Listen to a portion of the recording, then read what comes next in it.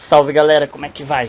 Joia, está começando a edição 44 do The Secrets, aqui na UBTV.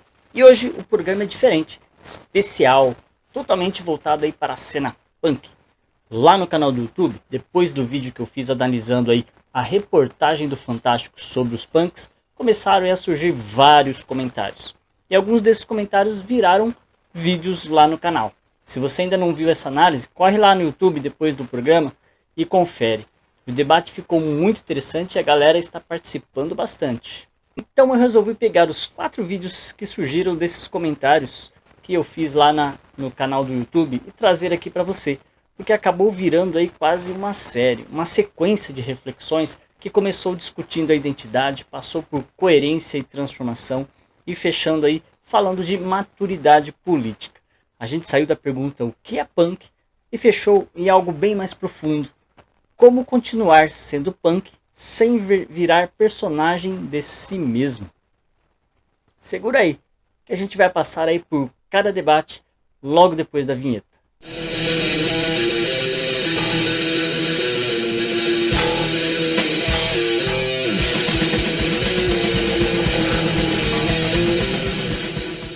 Nesse primeiro vídeo, o comentário é do Adriano e levanta uma questão importante.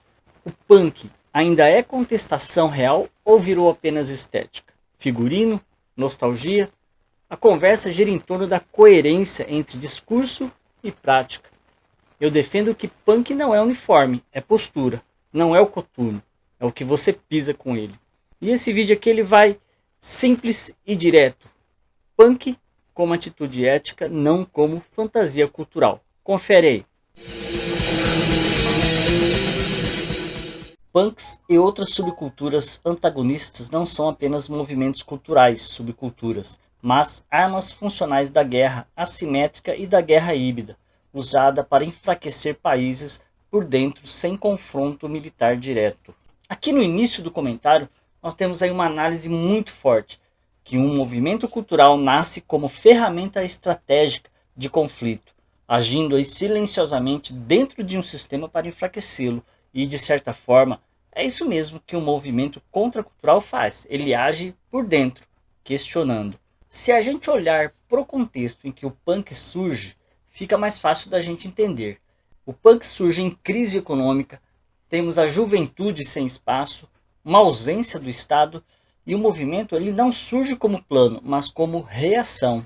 E nem toda reação social é estratégia militar, às vezes é só sobrevivência. Ao promoverem rejeição sistemática à autoridade, às instituições, à identidade nacional e à coesão social, essas subculturas operam como vetores de desestabilização cognitiva, polarização social e guerra cultural, facilitando aí a manipulação ideológica, radicalização e recrutamento por atores internos ou externos.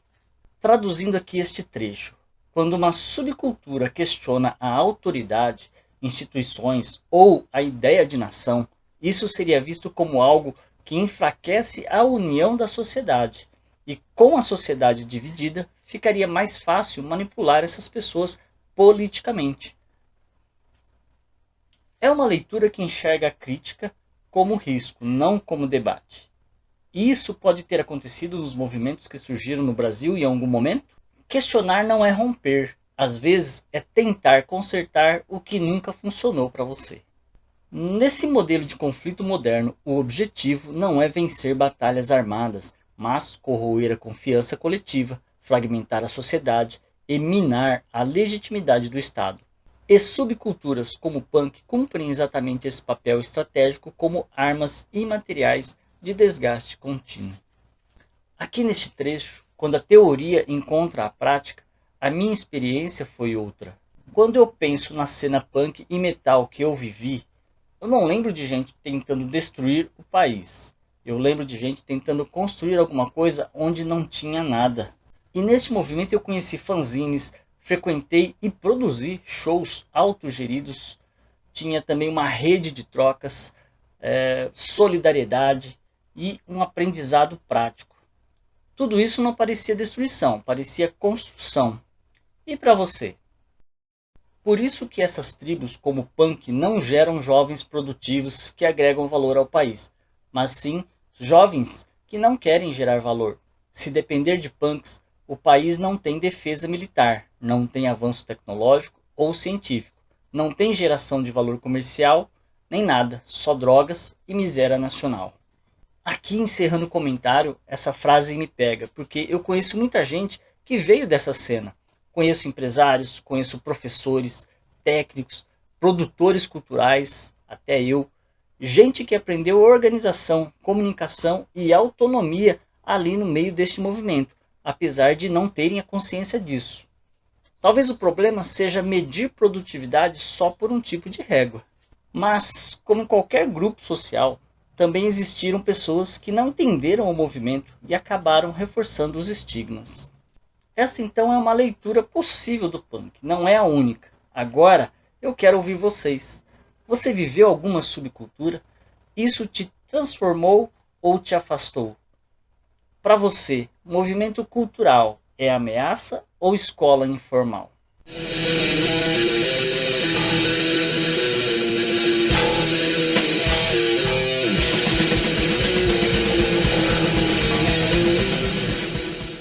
Bom, agora nesse próximo vídeo, no segundo vídeo, o debate fica mais ideológico.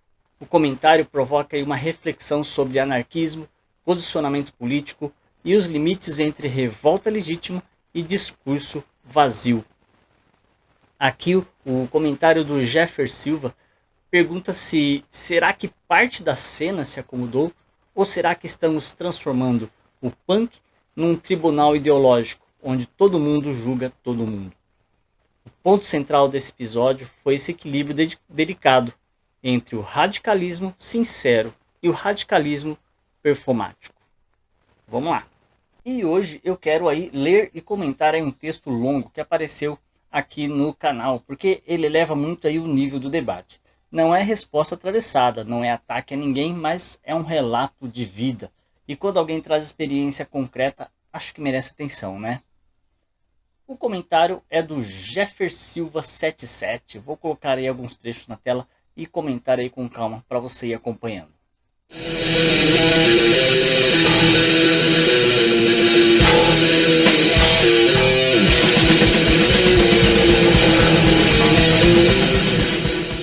Bom, aqui ele começa dizendo que sentiu falta de clareza quando se fala aí em gerar valor. E a partir disso ele resolve aí contar então a própria trajetória dentro do punk. E isso aí já muda tudo, né? Porque aqui não estamos mais falando de teoria. Aqui estamos falando de vida vivida, de relatos que o contato com o punk proporcionou aí na trajetória dele. Esse ponto aqui aparece muito quando a gente ouve quem viveu a cena. Para muita gente, o punk não foi estética, nem música apenas. Foi o primeiro espaço real de pertencimento. Em um país desigual aí como o nosso, onde muita gente cresce sem rede de apoio, o coletivo ele não é luxo, é sobrevivência emocional. E fez muita diferença na vida de muita gente, inclusive pessoas que conheci pessoalmente na década de 90. Esse trecho aqui ele é muito forte, porque desmonta a ideia de que o punk afasta do conhecimento. Muita gente entrou em contato com filosofia, política, literatura fora da escola, através de zines, letras de música, conversas em show, troca de material. É comum eu ter diálogos e conversas longas, cheias de conteúdo, com amigos e pessoas ligadas ao movimento punk. O zine sempre foi isso, uma universidade informal, feito na raça. Agora aqui entra uma questão muito importante. Quando alguém diz que o punk não gera valor, a pergunta é: valor para quem? Este relato mostra alguém que estudou, se profissionalizou, hoje trabalha e busca autonomia. Talvez o problema seja medir valor só por uma regra econômica muito estreita. Agora este ponto ele dialoga diretamente com a ideia de guerra híbrida que apareceu no debate. Quem acusa o punk de ser massa de manobra muitas vezes ignora o quanto ele é desconfiado de qualquer poder. O punk não costuma se alinhar fácil, ele tensiona todos os lados. Este rótulo aqui envelheceu mal e talvez diga mais sobre quem repete do que sobre quem viveu a cena. Reduzir um movimento inteiro a estigma é uma forma de não precisar escutá-lo, não acha? Entre enxergar o punk como ameaça abstrata e ouvir quem viveu o movimento, existe um grande abismo. Uma coisa é teoria, outra coisa é trajetória. Este vídeo aqui ele não fecha esse debate, aliás, ele abre. Se você viveu alguma subcultura e quiser contar a sua experiência, comenta aqui. Esse espaço aqui é para isso, porque no fim, são essas histórias que ajudam a gente a entender o que os movimentos realmente foram. E se você não viu o vídeo que gerou esse comentário aqui, o link está aí na descrição. Quero agradecer muito aí o comentário do Jeffer Silva 77, que enriqueceu demais esse debate. E agradecer também porque ele menciona o canal positivamente e disse que acompanha sempre. Valeu! E fique ligado porque tem mais comentários já separados para a gente trazer aqui para vocês.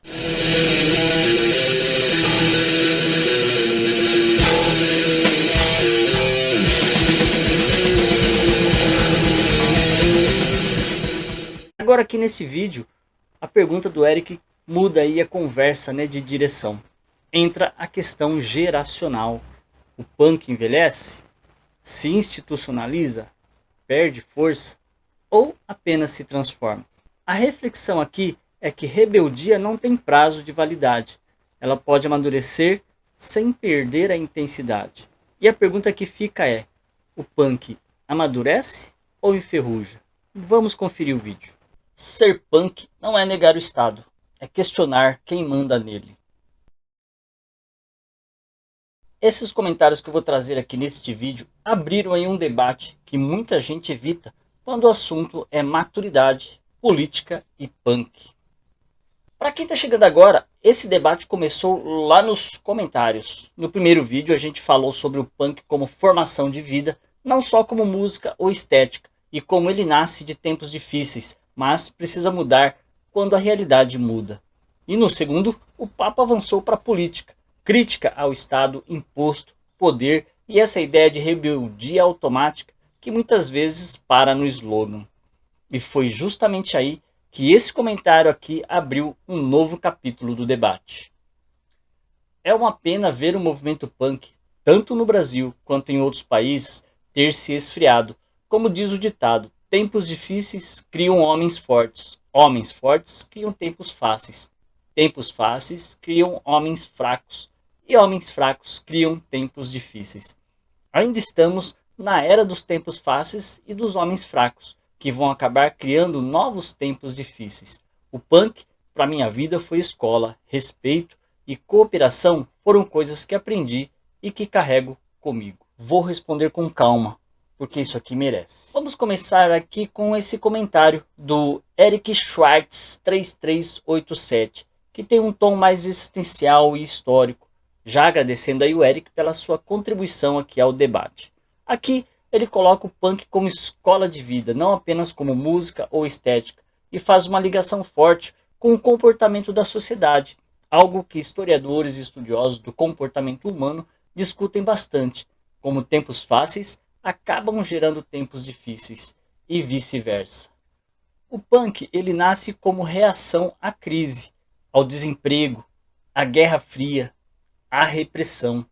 Mas quando o conflito muda de forma, o movimento também se fragmenta, e isso faz sentido.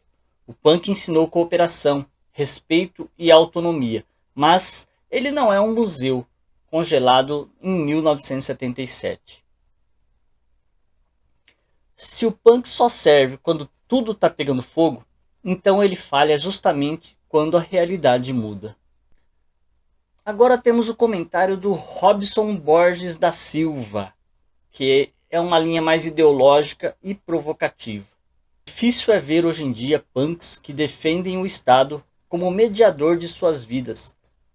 Punks dando anuência para o Estado comandar suas vidas como se o Estado fosse algo essencial. E o pior de tudo, punk que defende impostos e tributações, jogando a alegação de políticas públicas e que o Estado vai dar algum tipo de retorno para a sociedade. Isso é de... Aqui no seu comentário, ele destaca o Estado controlador, os impostos mal utilizados e a repressão policial. O punk sempre bateu nisso. Mas aí vem a pergunta central. Se o Estado some amanhã, quem segura a bronca? Hoje a gente vive reclamando aí da má qualidade dos serviços de saúde pública, da educação, cultura, inclusive editais, espaços e ocupações, sem falar nos inúmeros casos de desvio de verba. O problema não é existir Estado. O problema é quem manda nele e a serviço de quem. E enquanto a estrutura continuar servindo mais a interesses privados do que à população, o problema tende a se repetir, independentemente de quem esteja no poder. E esse comentário aí do Robson gerou aí uma resposta, postada pelo Well4406, com uma linha mais filosófica. Aliás, quero agradecer aí os dois, ao Robson, que fez o comentário, e ao Well aí, que fez aí uma resposta ao comentário dele. Vamos ver aí qual foi esse comentário. Esses aí são os punks que chegaram à maturidade e se cansaram das ideias utópicas da juventude. Nada como chegar na fase adulta ainda carregando a curiosidade e a revolta do punk juvenil, e ser capaz de fazer uma leitura filosófica da sociedade. Aí o cara entende que impostos e Estado são uma merda, mas alguém tem que realizar as obras e os serviços públicos. E os punks jamais farão isso. O problema não são os impostos, mas as pessoas que vão lidar com a grana arrecadada. O imposto acaba sendo manipulado pelos burgueses safados da direita que parasitam a máquina pública que deveria servir a população em geral. Bom, aqui ele traz uma análise de um punk mais maduro, mas que mantém a curiosidade e a revolta da juventude. Aqui o imposto não aparece como fetiche ideológico, mas como ferramenta. O erro não é pagar imposto. O erro é o dinheiro não voltar para a população. E ele também critica tanto a direita parasitária quanto a falsa rebeldia vazia. Tem gente que chama de punk só repetir slogan, mas não aguenta lidar com complexidade. O punk ele não é um manual fechado. Punk é conflito, contradição e debate. Ser punk hoje pode significar defender políticas públicas, ocupar espaços e usar o sistema sem virar refém dele. Se o punk não serve para melhorar a vida real das pessoas, ele vira só um figurino. Se todo mundo modificar a sua vida, o mundo vai ser legal. Porque não adianta modificar a vida de ninguém, sabe? Você tem que modificar a sua vida para melhorar. Melhorando a sua vida, você não vai estragar a vida do outro. E o que você achou aí desses comentários? Concorda? Discorda? Ótimo, mas argumenta. Deixa aqui nos comentários a sua visão. A ideia não é gerar confronto vazio, mas clareza. Se esse debate aqui continuar, ele vira série, né?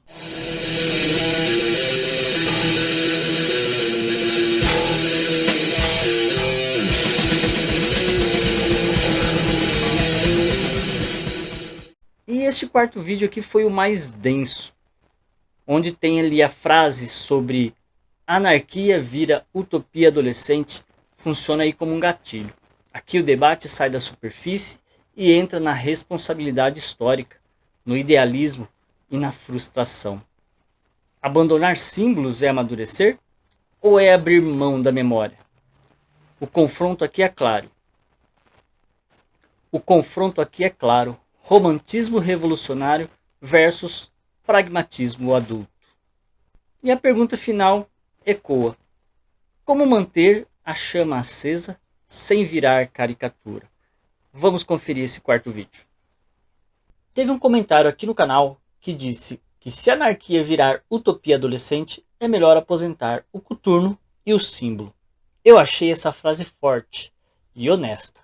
Então vamos conversar sério sobre isso?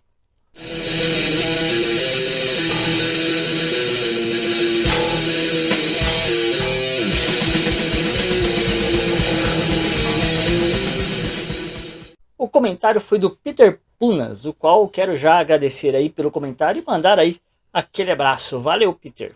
Eu gosto do seu conteúdo e até para entender como era a geração de punk anterior à minha, final de 90 e início de 2000. Eu sempre entendi que punk foi contra o sistema entendido tanto pelo poder estatal ou privado. Foi numa época em que me aproximei demais da literatura curta do Bakunin. O poder, seja ele no meio privado, seja ele no meio estatal, sempre será o sistema para mim. A anarquia de verdade, que todo punk faz questão de evidenciar, tem que ser fiel à ideologia que está estampada ali. Se não, apaga e coloca o outro, que queira ao qual sabemos qual é. Seja uma foice e martelo ou seja uma cobra amarela. Para mim, anarquia pode se resumir na estrofe da Internacional. Aqui nesse início do comentário, ele destaca alguns pontos importantes, né? O punk sempre foi contra o sistema. Mas será que ainda é? Um sistema como o poder centralizado, que é o Estado e o capital. Através do punk, ele se aprofundou na leitura e na busca por conhecer mais sobre o movimento. Olha aqui o punk transformando pessoas, que já foi inclusive criticado em comentários anteriores. E ele cita também um trecho da A Internacional como síntese crítica do século XIX, uma referência para ele. Agora um ponto importante. A crítica ao Estado não nasceu no punk. O punk herdou isso. O Estado oprime e a lei trapaceia. O imposto sangra o desgraçado. Nenhum dever se impõe ao rico. O direito do pobre é palavra vazia. Chega de definhar sob tutela. A igualdade exige outras leis. Sem deveres não há direitos. Igualdade sem direitos não há deveres. O Estado oprime. Aqui temos uma crítica estrutural. O Estado oprime para não perder o controle e manter sempre os oprimidos em condição de serem oprimidos. Nenhum dever se impõe ao rico. Aqui temos uma desigualdade jurídica, onde os mais pobres recebem mais deveres e os ricos, teoricamente, não. E sem deveres não há direitos. Então, como ficam os ricos onde nenhum dever se impõe? Isso é radical ou é só diagnóstico? E se isso for utopia adolescente, precisa aposentar o coturno, as jaquetas e o símbolo da anarquia, do que grafá-lo em vão. Esse trecho finaliza o comentário, bem provocativo. O símbolo não transforma nada sozinho. Jaqueta, coturno, o A circulado grafado não substituem prática, mas também sem símbolo não existe identidade coletiva. O problema não é a utopia adolescente. O problema é envelhecer sem conflito. Quando a gente fala aí da geração dos anos, final dos anos 90, início dos 2000, o contexto era diferente. O acesso à informação ainda era lento. Você chegava no anarquismo por meio de zines, livros físicos, trocas por cartas, debates presenciais. Existia um certo esforço intelectual para sustentar aí aquela posição. Hoje, a internet acelerou tudo. O discurso circula pronto, a estética circula pronta, a identidade circula pronta. Isso não significa que hoje seja mais superficial por natureza. Significa que o custo de entrada é menor. E quando o custo de entrada é menor, o símbolo pode se espalhar mais rápido do que a reflexão. Então a pergunta não é qual geração foi mais verdadeira. A pergunta é: estamos aprofundando aquilo que vestimos ou apenas reproduzindo uma identidade cultural? Estamos enfrentando o sistema ou performando resistência? Anarquia não é pureza ideológica, é tensão constante com qualquer forma de poder concentrado.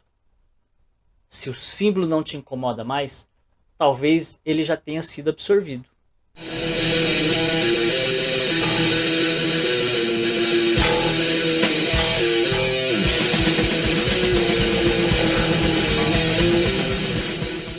No fim das contas, essa série mostrou que o punk não é um bloco fechado. É tensão, é questionamento e é desconforto. E talvez o mais punk de tudo seja continuar fazendo perguntas. Se você quer participar deste debate, comenta lá no canal. Compartilha, discorda, provoca. Porque enquanto houver diálogo, a chama continua acesa. Espero que você tenha gostado do programa de hoje e a gente se vê na próxima semana. Um grande abraço.